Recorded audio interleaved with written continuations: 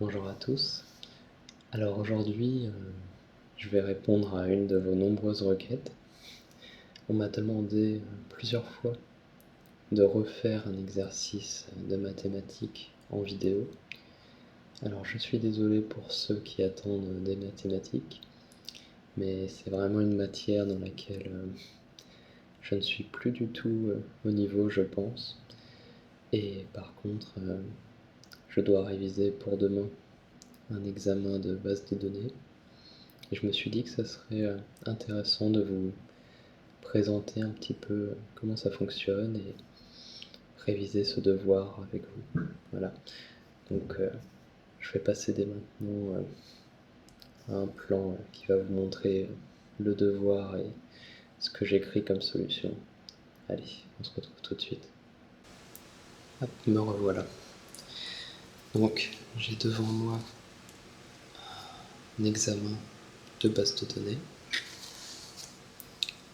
Donc c'est la version corrigée d'un examen d'une année précédente. Je n'ai malheureusement pas la version non corrigée, mais on va essayer de ne pas trop tricher et de ne pas regarder les solutions avant d'avoir répondu. Alors d'abord, je voulais vous expliquer un petit peu en quoi consistent les bases de données. Donc par exemple, imaginez que vous ayez à réaliser par exemple une application bancaire.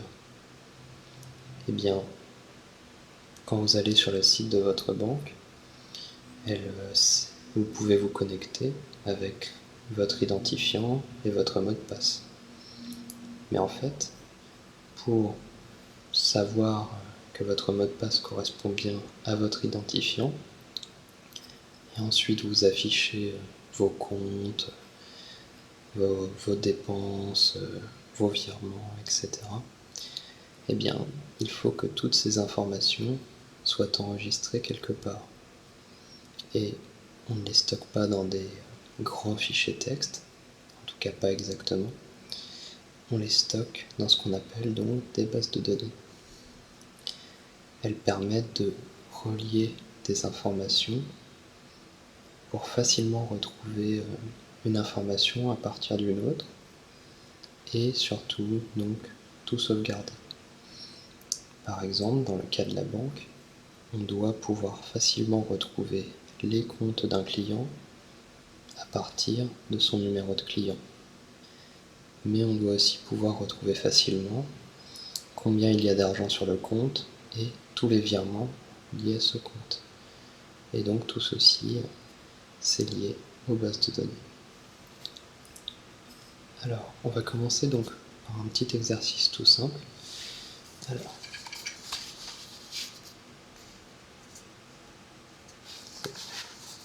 celui-ci.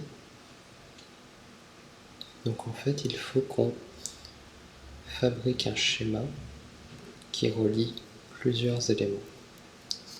Donc, il va falloir relier un produit, non, une entité produit. Une entité contient plusieurs informations. Donc là, comme vous voyez, un produit contient un numéro, un fournisseur, un prix d'achat et un prix de vente. On va aussi avoir une entité stock qui contient un numéro de produit, un numéro de magasin et une quantité. Et enfin, on va avoir une entité vente qui est reliée à un numéro de produit, un numéro de magasin, un mois et une quantité. Et en fait, donc, ça ce sont des entités, mais par exemple dans un programme en général, on peut récupérer plusieurs entités. Par exemple, là, imaginons que un site internet vous montre plusieurs produits, eh bien il va récupérer plusieurs entités produits avec chacune des informations différentes. Elles sont toutes stockées dans la base de données. Et donc là, le but, c'est qu'on a les informations, mais il faut les dessiner autrement pour montrer le lien qu'il y a entre chacune. Donc ça, je vais le faire tout de suite. Par contre, je vous préviens, j'écris extrêmement mal. Donc on va commencer par, j'espère que vous voyez bien, un produit.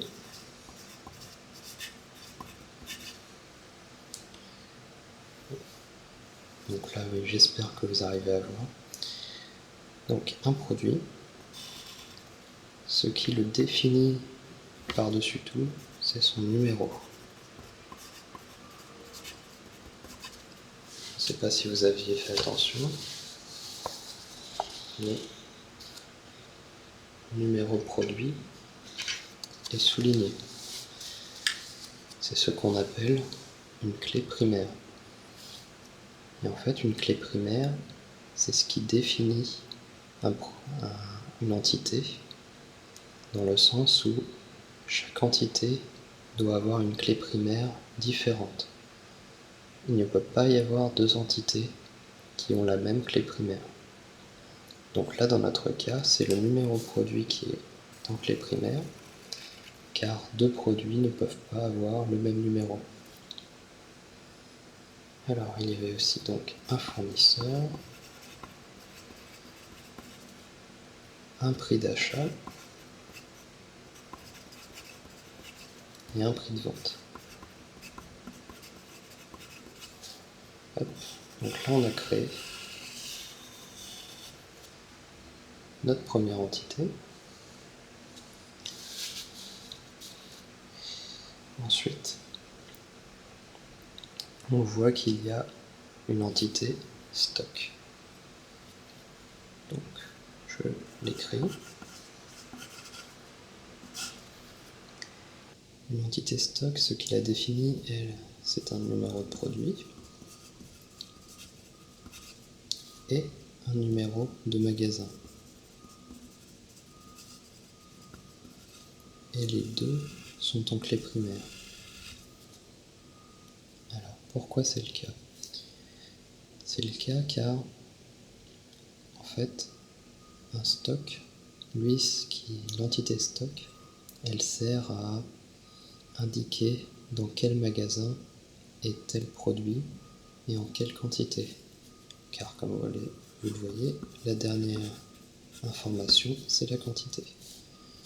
Et on définit notre entité stock. Et donc, ce qui va définir la clé primaire d'un stock, ce n'est pas que le numéro de produit, car d'un magasin à l'autre, on pourrait retrouver le même produit. Donc là, imaginons que dans le magasin, je ne sais pas, le magasin B, on ait le produit 2. Et dans le magasin C, on ait aussi le produit 2. Du coup, si uniquement numéro de produit était en clé primaire, eh bien, on aurait deux lignes ou avec la même clé primaire. Et ce n'est pas possible. Du coup, il faut aussi que la clé primaire contienne le numéro de magasin. Donc là, c'est un numéro, moi j'ai mis une lettre, donc j'aurais dû mettre le magasin 2 et le magasin 3. Comme ça, vous voyez, le magasin 2 contient le produit 2, le magasin 3 contient le produit 2, et du coup, la clé primaire, ce qui est tout ça, eh bien, elles sont différentes. Et ensuite, dans chaque magasin, il y a une quantité. Donc, par exemple, 1000 ou 2000. Voilà. Et donc, on voit du coup que dans stock, il y a un numéro de magasin. Or, dans notre feuille, que je vous remonte,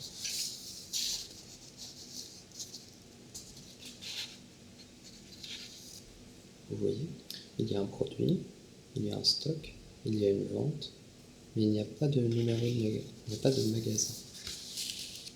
Ça veut donc dire qu'on doit le créer nous-mêmes sans qu'on nous le dise. Donc, on va créer tout de suite le magasin.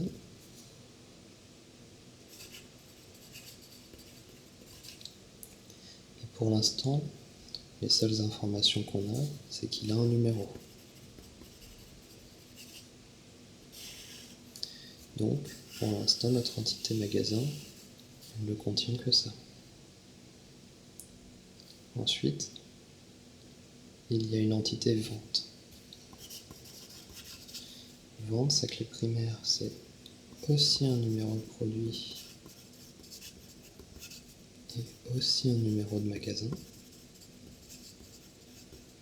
Oups. Normalement, c'est le numéro mag. Voilà. Et elle a en plus le mois et la quantité. En fait, elle ressemble beaucoup à stock, sauf qu'elle a comme information supplémentaire le mois. Car là, vraiment, on veut symboliser une vente d'un produit dans un magasin. Alors là, du coup, on a nos 4 entités, mais pour l'instant, il n'y a pas vraiment de lien entre elles. Alors, c'est là où on va devoir faire des relations, comme on les appelle. Alors, regardons ça en détail. Il faut faire un trait entre un produit et du stock, car dans stock, il y a numéro produit. Donc il faut un lien entre les deux. Après, ce qu'il faut savoir, c'est quelle est la nature de ce lien. Alors, dans un stock, combien peut-il y avoir de produits? Eh bien, il peut y en avoir de 0 à plusieurs. Donc, de 0 à n. N étant un nombre qu'on peut imaginer infini. Donc, dans un stock, il peut y avoir de 0 à n produits. Et quant à un produit, il peut être stocké dans 0 stock. Imaginons que ce soit un produit qui vient de sortir et qui n'est pas encore envoyé en boutique, mais il peut aussi être contenu dans beaucoup de stocks. Donc là, de produits à stock, on peut en avoir de 0 à plusieurs, et dans un stock, on peut avoir de 0 à plusieurs produits. Voilà, donc là, on a fait notre première relation. Ensuite, on va devoir relier aussi le stock au magasin.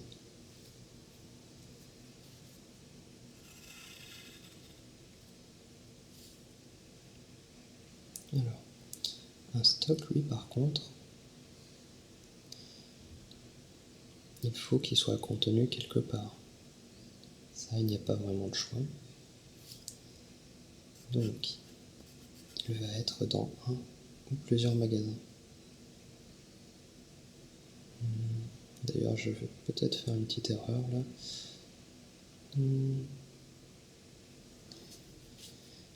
J'hésite un petit peu. Car pour moi, un stock ne devra être lié qu'à un magasin.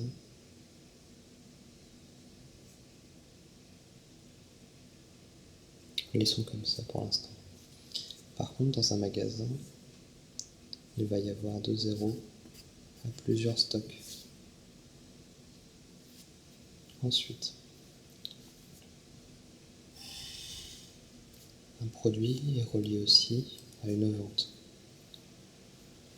Donc un produit peut être dans 0 ou plusieurs ventes. Et une vente, l'entité vente pourra contenir 0 ou plusieurs produits. Enfin, un magasin va faire de 0 à plusieurs ventes. Enfin, là j'aurais pu mettre au moins une vente, car sinon ça serait un petit peu inquiétant pour le magasin. Et là encore une fois, j'ai le doute sur ici. Mais bon, on va dire que c'est comme ça. Donc là, on a la solution qui était en dessous. Juste là. Alors, ce n'est pas représenté de la même façon que moi, c'est juste une façon de dire les choses. Moi, j'ai appris à le dessiner autrement. Et comme vous voyez, un produit contient bien un numéro de produit, un fournisseur, un prix d'achat, un prix de vente. Et en fait, là dans stock, il n'indique pas numéro de produit ni numéro magasin, car il y a les relations. Et avec sa façon de dessiner, il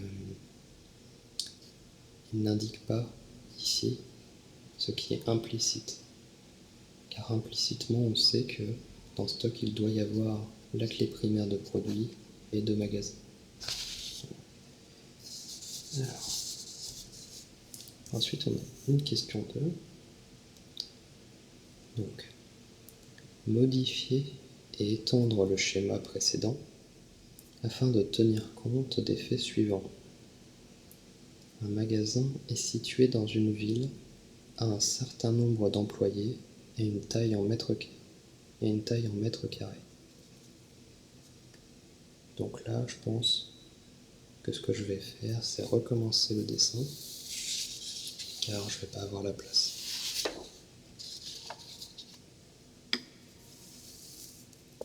Donc, on est reparti. Donc on refait magasin. Donc il a toujours en clé primaire son numéro. Mais désormais, il est marqué. Alors, je vais poser les autres feuilles. Voilà. Donc, le numéro de magasin est toujours en clé primaire. Mais la phrase demande à ce qu'il soit situé dans une ville, qu'il a un nombre d'employés. Donc, je l'écris NB amp pour aller plus vite. Et il a une taille en mètres carrés. Mètres carrés, ce n'est pas très important pour l'instant. Ce qui est important, c'est qu'il ait de quoi contenir une taille. Voilà. Donc là, on a retouché l'entité magasin pour correspondre à ce qui est demandé. Alors ensuite, un fournisseur est identifié par son nom. Il est localisé dans une rue d'une ville et a un numéro de téléphone. Donc,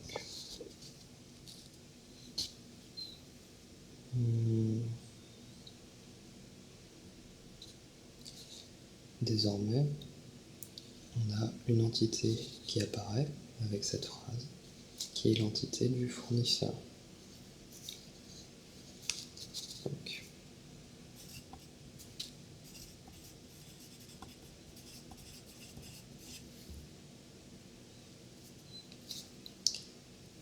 Donc le fournisseur,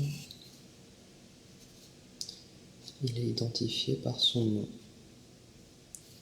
Donc,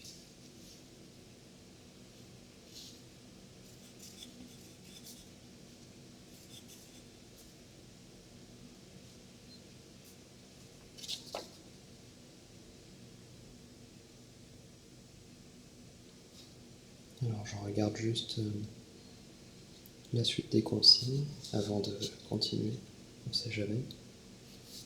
Donc il faut aussi qu'il y ait un transporteur qui est identifié lui aussi par son nom. Il est localisé dans une rue d'une ville et a un numéro de téléphone. Un transporteur possède un certain nombre de camions. Un même produit peut être fourni par plusieurs fournisseurs. Le prix d'achat du produit dépend donc du fournisseur qui le fournit. Le prix de transport unitaire d'un produit dépend du transporteur, mais aussi de la géographie, puisqu'il faut transporter les produits du fournisseur jusqu'au magasin. Enfin, les produits peuvent être en promotion certains mois. Pendant ce ou ces mois, et alors ça c'est sur l'autre page, un pourcentage de réduction est appliqué aux produits dans tous les magasins. Donc en fait là, c'est pour ça que j'ai lu en entier les consignes, car vous voyez, on a un fournisseur qui est identifié par son nom, qui est localisé dans une rue et qui a un numéro de téléphone. Or, un transporteur est lui aussi identifié par son nom. Il est aussi localisé dans une rue d'une ville. Il a aussi un numéro de téléphone. Sauf que lui, il possède un certain nombre de camions. Du coup, là, on est dans un cas où je pourrais, et d'ailleurs je vais le faire, créer deux entités, une fournisseur, une transporteur. Mais si jamais j'aurais écrit pour chacun les informations, eh bien c'est ce qu'on appelle des informations redondantes. Car au final, je vais avoir pour un fournisseur son nom, sa ville, son numéro de téléphone, et la même chose pour un transporteur. Donc, pour éviter ça, on va créer ce qu'on appelle une entité mère. Donc, une entité mère, donc là, j'ai regardé la solution pour le nom qu'ils ont donné. Ils ont appelé ça entreprise. Et donc une entreprise, elle est définie donc par son nom. Elle est localisée dans une rue, d'une ville, et a un numéro de téléphone.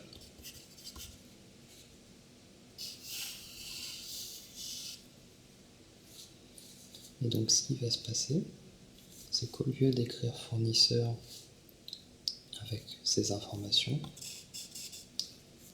eh bien l'entité fournisseur va dériver d'une entreprise. On peut écrire éteint. Car une entreprise peut être un fournisseur.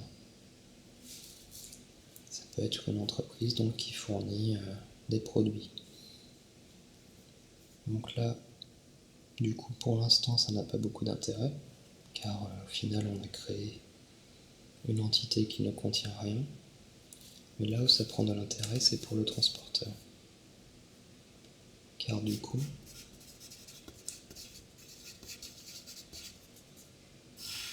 le transporteur est lui aussi une entreprise. Donc lui aussi va dériver d'une entreprise. Mais lui, il a en plus un nombre de camions.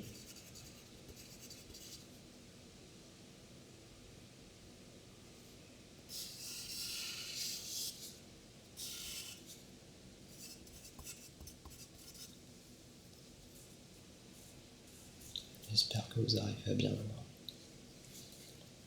Donc là, une entreprise peut être un fournisseur ou un transporteur. Et comme ça, on évite de réécrire toutes les informations. Car là, c'est implicite, mais la clé primaire en fait d'un transporteur et d'un fournisseur, ça va être la clé primaire de l'entité parente qui est entreprise. Donc là, si j'avais voulu écrire tout ce qui était implicite, j'aurais laissé nom, et là aussi, et nom est souligné. Car au final, quand on va chercher un transporteur, on va regarder son nom, et ensuite on va regarder dans l'entité entreprise toutes les informations liées à ce nom. Et on va pouvoir retrouver pour un transporteur donc son nom, sa rue, sa ville, son numéro de téléphone et son nombre de camions. D'accord ? Donc là, c'est ce qu'on appelle une notion d'héritage. Un fournisseur hérite d'une entreprise. Un transporteur hérite d'une entreprise. Alors, ensuite,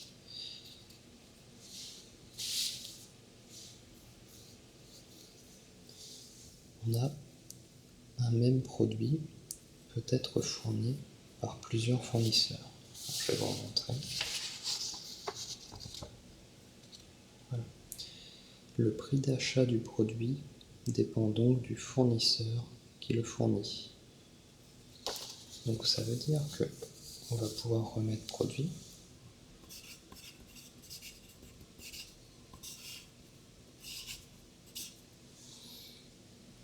Alors un produit, lui, il n'a pas changé. Donc là, il y a toujours les mêmes informations qu'avant. Donc c'était un numéro, un fournisseur, un prix d'achat, un prix de vente. Donc lui, il n'a pas changé.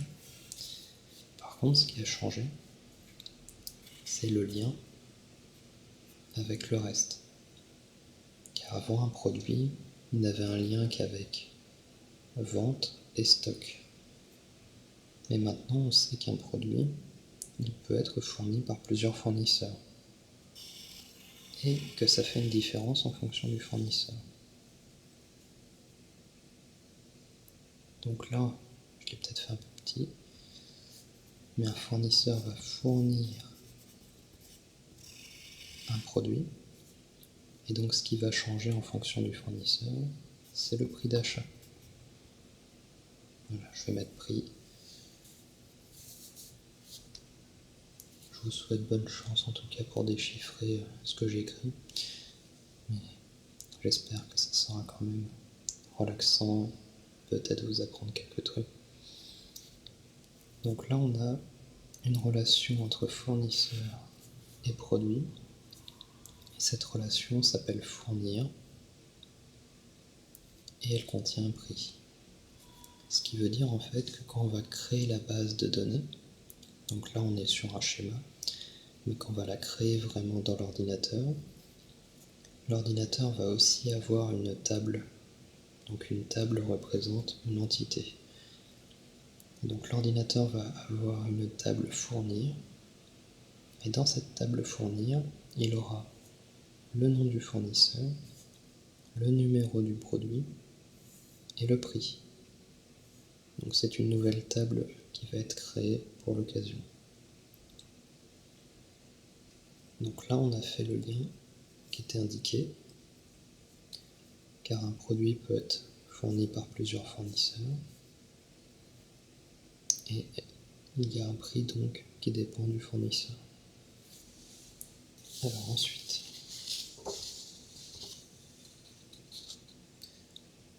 le prix de transport unitaire d'un produit dépend du transporteur, mais aussi de la géographie, puisqu'il faut transporter les produits du fournisseur jusqu'au magasin.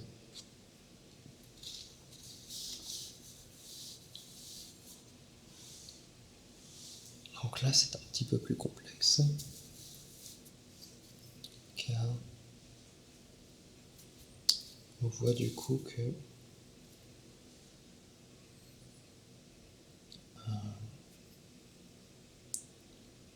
un produit va être transporté donc par un transporteur, mais il va y avoir vraiment une interaction entre le transporteur, le fournisseur, le produit et le magasin. Car même si ce sont les produits d'un fournisseur, il va bien falloir les transporter jusqu'au magasin. Et donc là, on va créer un lien entre toutes ces entités. Et encore une fois, je l'ai fait trop petit. Ça. Et ce lien que vous n'arriverez jamais à lire, c'est transporte. Transporter même.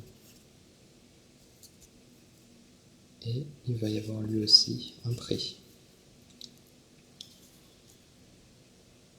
Car qu'un fournisseur transporte, si un fournisseur veut transporter un produit au magasin, il doit passer par un transporteur qui aura un prix en fonction donc de la distance du magasin au fournisseur, etc.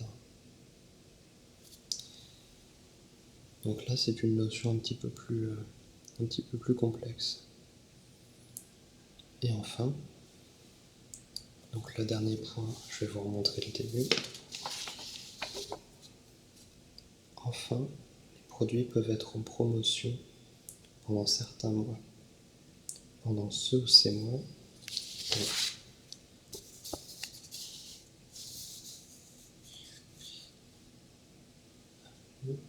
un pourcentage de réduction est appliqué aux produits dans tous les magasins.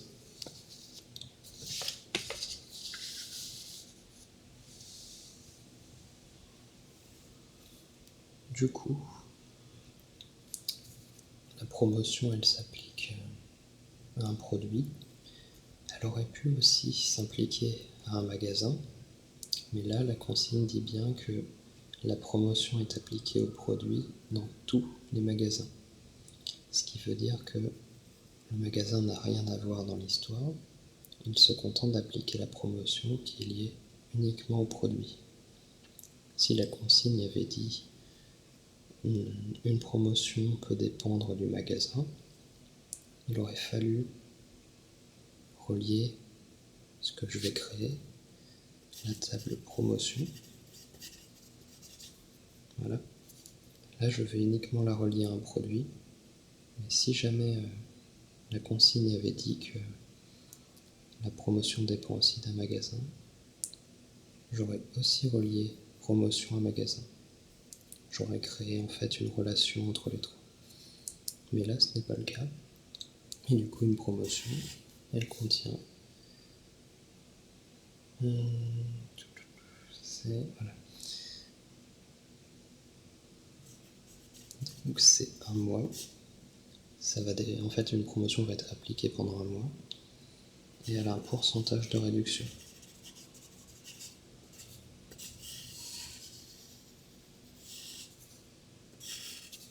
Voilà.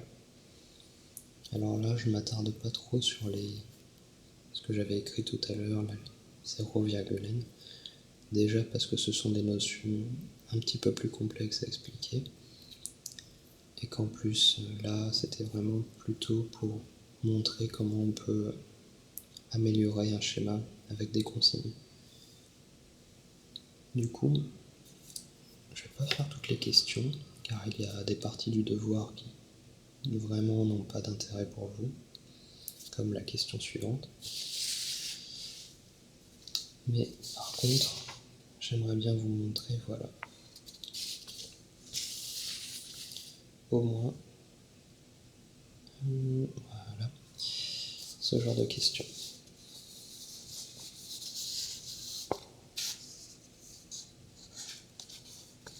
Voilà.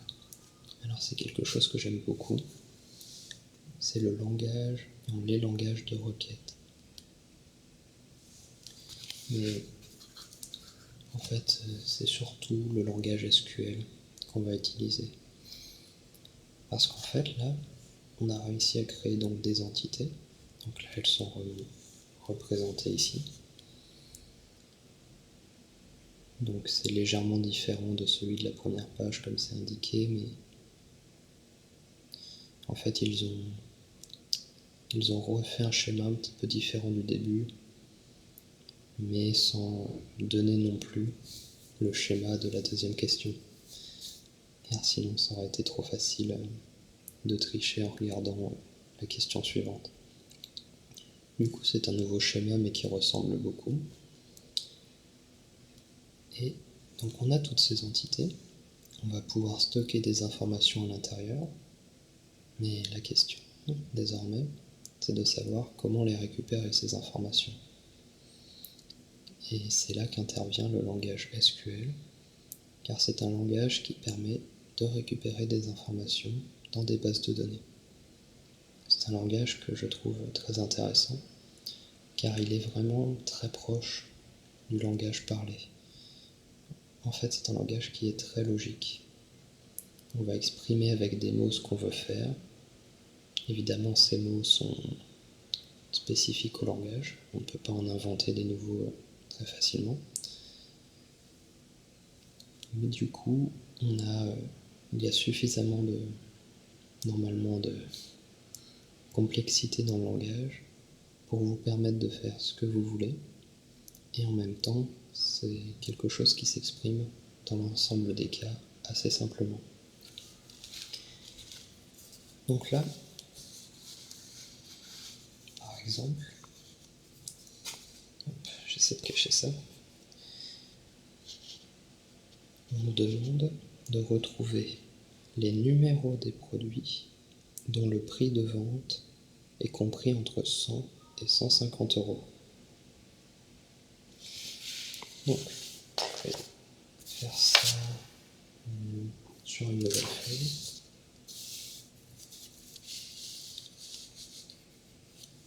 Donc, je vais juste vous écrire ce qui caractérise un produit. Ce qui caractérise un produit, c'est son numéro,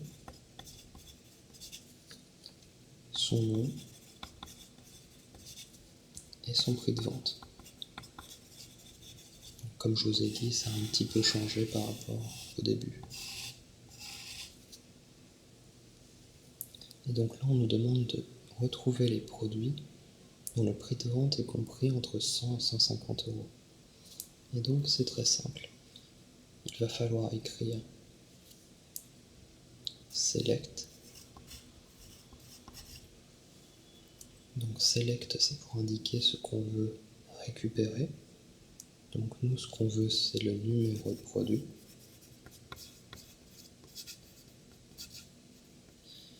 On dit aussi, du coup, où est-ce qu'on veut le récupérer. Donc le numéro de produit vient de produit. Donc pour dire vient de, c'est from. Vous voyez, jusque-là, c'est vraiment tout simple. On sélectionne le numéro de produit depuis la table produit. Et ensuite, on me dit dont le prix de vente est compris entre 100 et 150 euros. Et là, encore une fois, c'est simple. C'est where prix de vente est supérieur ou égal. Mais normalement, je devrais l'écrire en machine, on va l'écrire supérieur égal comme ça. À 100.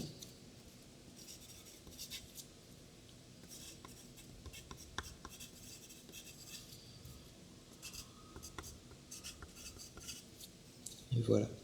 Donc là, ce que j'ai écrit, c'est on récupère un numéro de produit de la table produit où le prix de vente est supérieur à 100 et où le prix de vente est inférieur à 150. J'espère que vous pouvez voir ça. Et donc ça, c'est quelque chose qui, moi, me plaît beaucoup, ce genre de requête. Car là, c'en est une toute simple. C'est la première question. Mais on peut vite se retrouver à faire des choses assez complexes, mais en même temps avec un langage qui, je trouve, est vraiment très compréhensible. Alors, je vais vous en montrer une autre, un petit peu plus compliquée. Celle-là.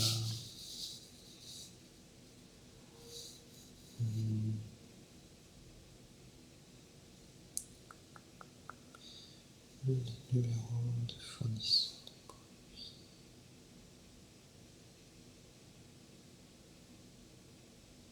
Alors, je vais vous montrer la suivante du coup.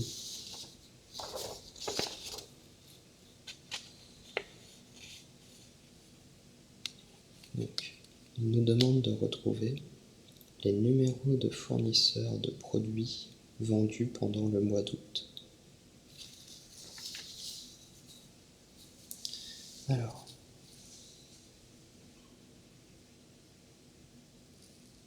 là, fournisseur, maintenant il est dans une table livraison.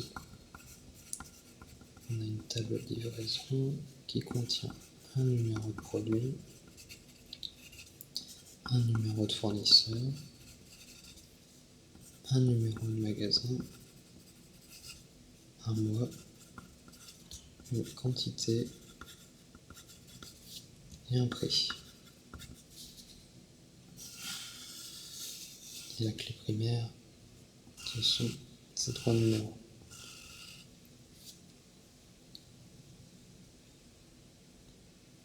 Et on a aussi une entité vente qui contient un numéro de produit, un numéro de magasin, un mois et une quantité.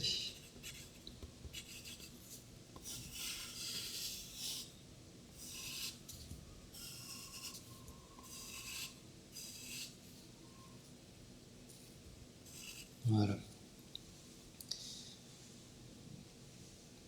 Et donc là, on nous demande de retrouver les numéros de fournisseurs des produits vendus pendant le mois d'août.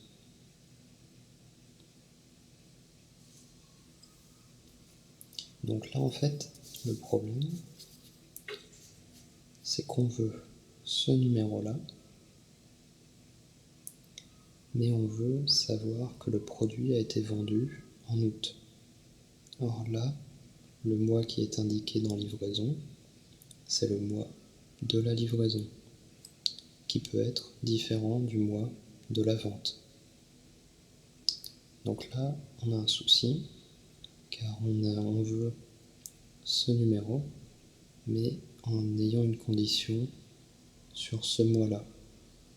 Et donc pour faire ça, donc déjà on recommence pareil, on dit ce qu'on veut. Donc on veut le numéro de fournisseur,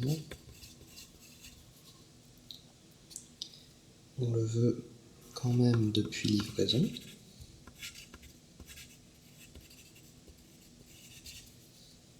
car au final le numéro de fournisseur est dans livraison. Mais ce qu'on va faire, c'est qu'on va relier les deux tables.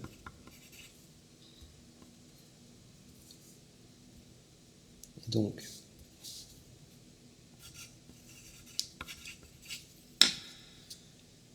ça s'écrit ainsi, avec un join. Donc la jointure, ça s'appelle. C'est qu'en fait, on va créer une unique table temporaire qui va contenir toutes ces informations-là. Mais pour la créer, pour que ce soit possible, il faut qu'il y ait un lien entre les deux qui soit fait. Et ce lien, comme vous le voyez, c'est le numéro de produit qui est contenu dans les deux. Et là en plus, on s'intéresse au mois de vente. Non, on veut récupérer le numéro de fournisseur d'un produit qui a été vendu en août. Donc c'est le même produit dont il va être question. Donc il faut joindre vente. Et là, il y a plusieurs façons de l'écrire.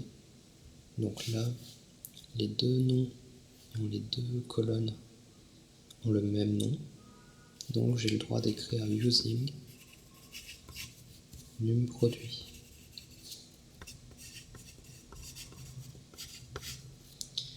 Mais ça, c'est parce qu'elles ont le même nom.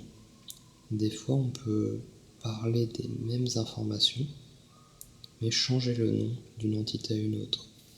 Par exemple, dans livraison, on aurait pu l'appeler num produit, et dans vente, num produit vendu. Mais ça aurait représenté au final le même numéro. Et dans ce cas-là, j'aurais dû utiliser une autre syntaxe. Mais là, on peut le faire ainsi. Donc là, on a relié les deux.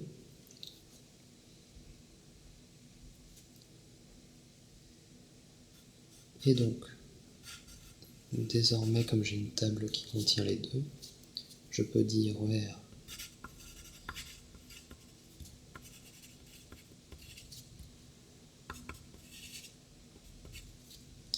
voilà, je peux dire où le mois de la vente, donc là je récupère vraiment ce mois-ci, il ne faut pas le confondre avec le mois de la livraison, est égal à 8, donc 8 c'est le mois d'août. Et voilà. Du coup, je vais continuer à travailler ça de mon côté, mais après ça va devenir des notions qui vraiment vont prendre du temps à expliquer. Alors j'espère néanmoins que vous avez apprécié en tout cas cette petite vidéo, que éventuellement elle vous ait appris quelques petites choses, ou comment elle vous a aidé à vous endormir. Et on se retrouve du coup très prochainement pour une nouvelle vidéo. Merci à tous et à bientôt.